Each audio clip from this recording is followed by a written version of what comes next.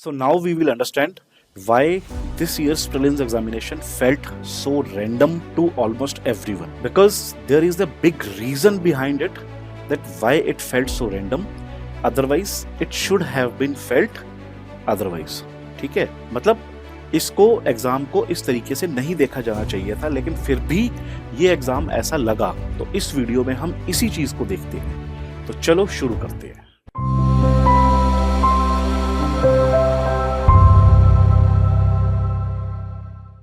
Hello everyone, welcome to आईएसमेंट।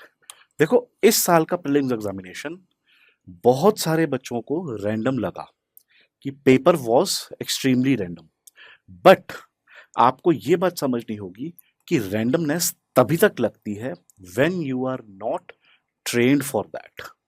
तो किस तरीके से, चलो देखते हैं। देखो देखो 2026 का जो शॉक था ना, वो किस तरीके से लगा। Let's see. UPSC papers are rarely completely random. ठीक है, ये कंप्लीटली रैंडम रेयरली होते हैं। The problem in 2026 was not just the toughness, it was a sudden shift in the question architecture. इस तरीके से यूपीएससी एकदम सडन शिफ्ट बहुत ही रेयरली करता है, लेकिन 2026 वो ईयर था when UPSC took a sudden shift in its approach. ठीक है, देखो कैसे। देखो, उन्होंने इस बार फोकस किया माइक्रो टॉपिक्स पे, testing deep subsets rather than broad themes. हम ब्रॉड थीम्स पढ़ते आ रहे हैं, ठीक है, लेकिन उन्होंने इस ब्रॉड के अंदर भी जो माइक्रो सबसेट्स थे उनके ऊपर क्वेश्चंस पूछे। यानी कि हमने जो टॉपिक पढ़ा था उसकी डेप्थ में जाके क्वेश्चंस पूछे। ठीक है, फिर इसके बाद options were very close to each other. Third problem क्या थी? फैक्चुअल डेप्थ, कि बहुत सारे छोटे छोटे बहुत सारे ट्रिवियल फैक्ट्स इन्होंने पूछे थे इस एग्जाम में। फिर क्वेश्चंस बहुत ज्यादा लेंथी थे, लेंथी बनाए to testing the psychological endurance. फिर इसके बाद हिडन ट्रैप्स इसमें बहुत सारे थे, placed deliberately inside familiar areas. जो आपके फेमिलियर एरियाज भी थे उनके अंदर भी इन्होंने डेलिबरेटली बहुत छोटे छोटे अंदर जाके ट्रैप्स फिट किए इस पेपर के अंदर। ठीक है, do not prepare only for expected topics, learn how UPSC construct the MCQs. देखो, अगर आपको प्रीलिम्स निकालना है ना 2027 का, तो आपको अपनी पुरानी अप्रोच छोड़नी होगी कि ब्रॉड टॉपिक्स को प्रिपेयर करते थे। अब आपको वैसा नहीं करना, आपको यूपीएससी का एमसीक्यू बनाने का तरीका समझना होगा और उसके अकॉर्डिंग आपको अपनी तैयारी करनी होगी। ठीक है, देखो, हम पहले क्या सोर्सेज लेते थे कि एनसीईआरटी की लाइंस, हम एक्सपेक्ट करते थे कि एनसीईआरटी की लाइंस में से क्वेश्चंस आएंगे। फिर हमारी सेकंड एक्सपेक्टेशन होती थी कि जो स्टैंडर्ड बुक्स की हेडलाइंस हैं वहां से क्वेश्चंस आएंगे, या फिर कोचिंग नोट्स में से क्वेश्चंस आ जाएंगे, या फिर हम जो मंथली करंट अफेयर्स पीडीएफ या फिर जो ईयरली कंपाइलेशन पढ़ते हैं वहां से क्वेश्चंस आ जाएंगे, या फिर टेस्ट सीरीज थीम्स जो हैं वो रिपीट होंगी। बट ऐसे यूपीएससी काम नहीं करती है। हुआ क्या यहाँ पे कि इन्होंने स्मॉल छोटी छोटी लाइनें उठाई बड़े टॉपिक्स में से और वहां से क्वेश्चंस बनाए। फिर इन्होंने स्टैटिक कॉन्सेप्चुअल को लिंक किया। ठीक है, static conceptual root behind current affair. अगर कोई करंट अफेयर इन्होंने पूछा तो उसको directly as a current affair ना पूछे जिस तरीके से हम पढ़ते हैं, इन्होंने उस करंट अफेयर को प्योरली स्टैटिक से लिंक करके पूछा। फिर इन्होंने ज्योग्राफिकल लोकेशंस जो न्यूज के अंदर कहीं दबी पड़ी थी उनके ऊपर क्वेश्चंस पूछे। फिर इन्होंने स्पेसिफिक ऑब्सक्योर पॉलिसी प्रोविजंस पूछे। फिर इंस्टीट्यूशन और उसका फंक्शन को मैप किया इन्होंने। ठीक है, when the question architecture does not match the coaching notes, untrained students mislead it as a random question। मतलब आप जो स्टैंडर्ड चीजें पढ़ते हो, अगर वहां से डायरेक्ट क्वेश्चन नहीं आया तो आपको लगता है the question is very random, है ना। अब हम इस मिथ को भी आगे तोड़ेंगे। देखो, माइक्रो टॉपिक्स की डेप्थ किस तरीके से थी, अगर आप कोई पॉलिटी में टॉपिक पढ़ रहे हो, if you are reading any body in the polity, तो वहां पे आप उस बॉडी की फिर मिनिस्ट्री को भी पढ़ोगे, फिर उसकी पावर्स को पढ़ोगे, फिर उसके फंक्शंस को पढ़ोगे, फिर उसके ज्यूरिस्डिक्शन को पढ़ोगे। सिमिलरली अगर हम इकोनॉमी की बात करें, तो अगर आप कोई फाइनेंशियल इंस्ट्रूमेंट पढ़ रहे हो, तो वहां पे आप आरबीआई का रोल भी देखोगे, ठीक है, या आरबीआई या जो भी उसकी गवर्निंग बॉडी है, आप उसका रोल देखोगे। फिर आप उसकी मार्केट देखोगे, एग्जांपल जैसे बॉन्ड मार्केट हो गया। फिर आप उसका पेमेंट सिस्टम जैसे डिजिटल पेमेंट्स, आप ये सब चीजें लिंक करो। देखो एक फाइनेंशियल इंस्ट्रूमेंट है, उस फाइनेंशियल इंस्ट्रूमेंट में एक गवर्निंग बॉडी का भी रोल है। फिर उस फाइनेंशियल इंस्ट्रूमेंट को खरीदने बेचने के लिए एक मार्केट चाहिए। फिर मार्केट में ट्रांजैक्शन करने के लिए डिजिटल पेमेंट्स चाहिए, है ना। तो इस तरीके से इन्होंने चीजों को लिंक किया है। फिर अगर हम ज्योग्राफी की बात करें, तो जैसे अगर कंट्री रिसोर्स है, तो उसको इन्होंने लिंक किया उसकी रीजन और लोकेशन के साथ। फिर जैसे कोई रिवर्स थी या कोई और ज्योग्राफिकल फीचर था, ठीक है, फिर उसको फर्दर लिंक कर सकते हैं क्लाइमेट लॉजिक के साथ।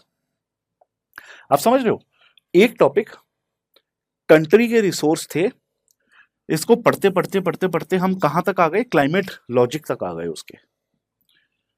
इसी तरह एनवायरनमेंट में अगर स्पीशीज हैं, फिर उनके हैबिटेट, फिर उनका बिहेवियर, फिर उनका कंजर्वेशन स्टेटस।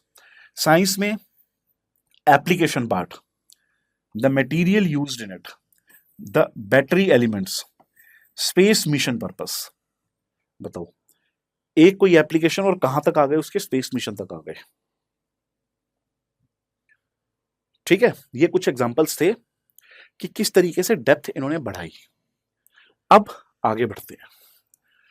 क्लोज ऑप्शंस जो हैं, क्लोज ऑप्शंस किस तरीके से बनाए जाते हैं, एक बार उसको देखते हैं। देखो यहां पे जो एक ट्रैप हो सकता है ना, वो ये हो सकता है कि partially correct but wrongly mapped. मतलब कुछ हिस्सा तो उस ऑप्शन का सही है, लेकिन उसके अंदर जो उन्होंने मैपिंग करी है, यानी जो लिंकेज करी है, वो कहीं ना कहीं उन्होंने गलत कर दी। तो एक ये ट्रैप हो सकता है, यानी हमें सिर्फ और सिर्फ ये नहीं देखना कि वो ऑप्शन सही है, साथ में उसकी लिंकेज किस तरीके से हमें वो भी देखनी होती है। फिर factually close but logically unsafe. भाई फैक्चुअली तो ठीक लग रहा है, लेकिन लॉजिक वहां पे सही नहीं बैठ रहा। Correct in concept but wrong in relation. Wrong because of one extreme word, wrong due to reversed cause effect. Without technique, अब हमें इससे सीखना क्या है कि without technique close options force guess work. बिना टेक्निक के जो क्लोज ऑप्शंस होते हैं ना, वहां हम गेस वर्क ही लगाएंगे। अब गेस वर्क की खासियत क्या होती है कि इसके साथ में लक चलता है। लक हुआ तो गेस वर्क सही हो जाएगा, नहीं हुआ तो गलत हो जाएगा।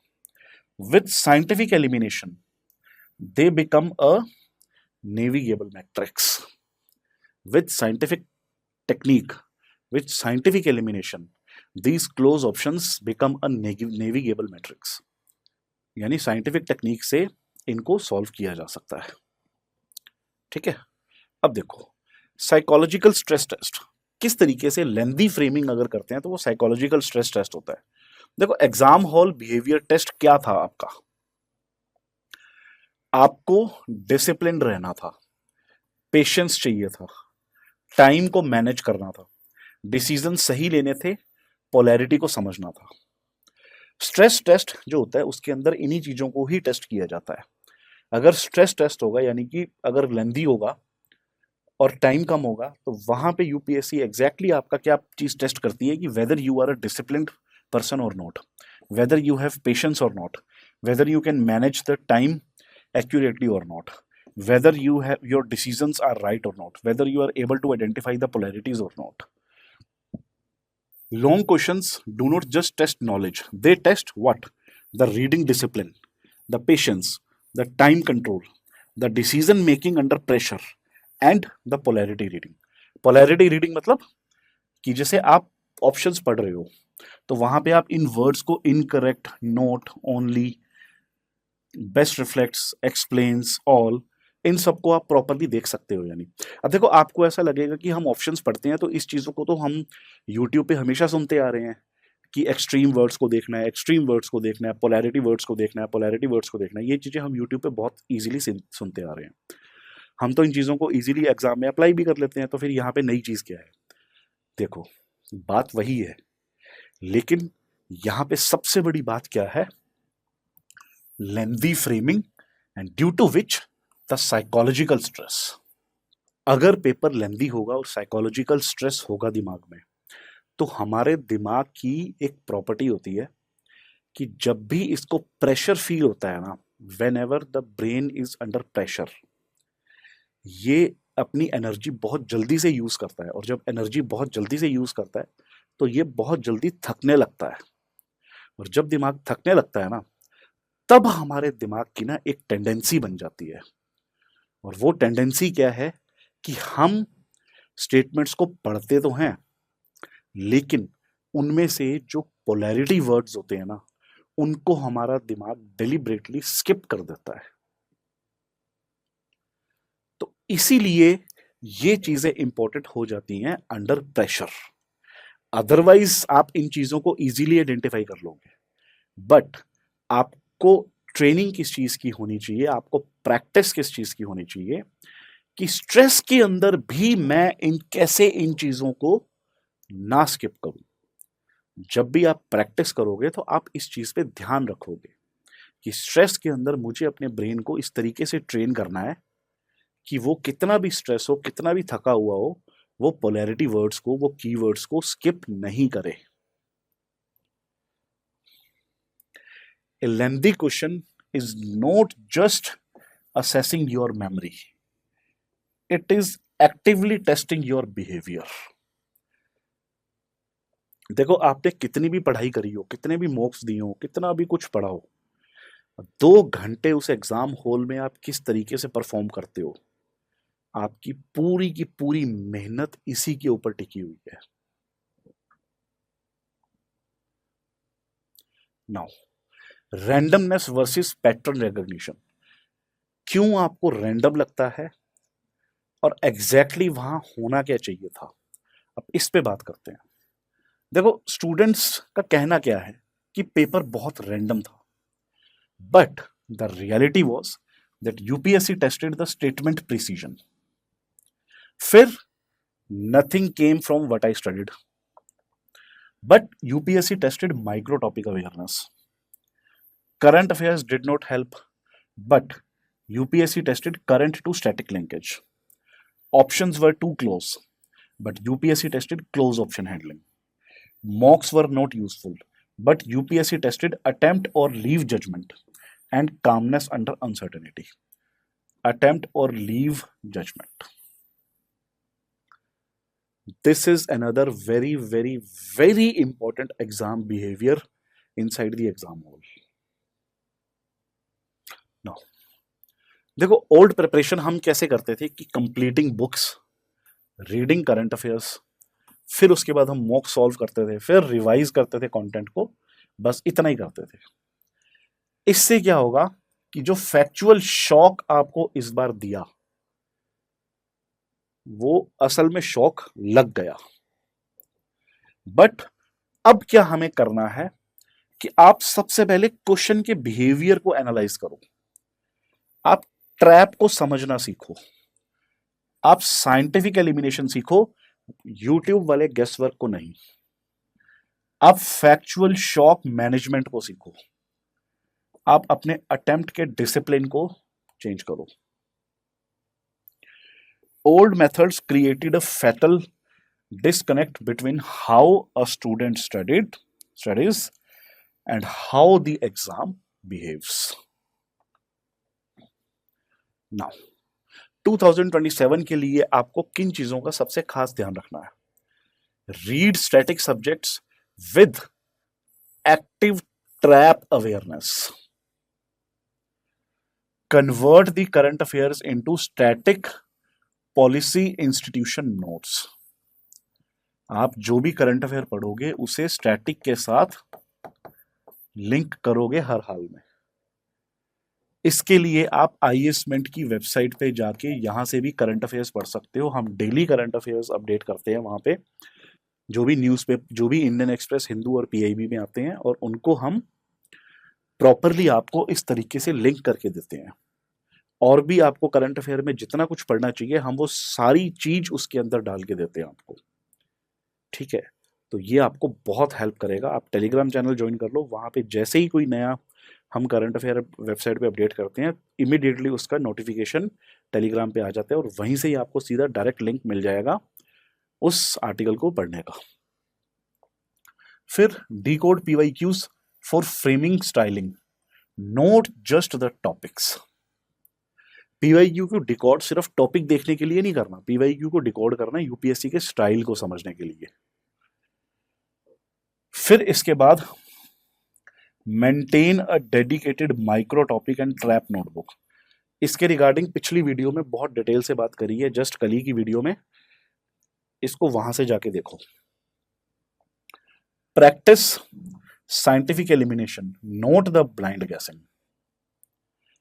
ट्रेन स्टैटिक अटेम्प्ट और लीव डिसिप्लिन।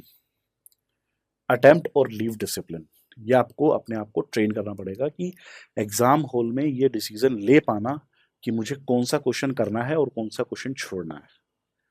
इमोशनली डिसीजन यहाँ पे नहीं लिए जाते।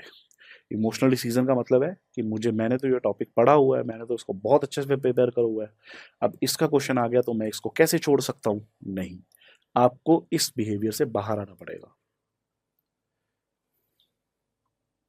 इमोशंस और ईगो को साइड में रखना पड़ेगा।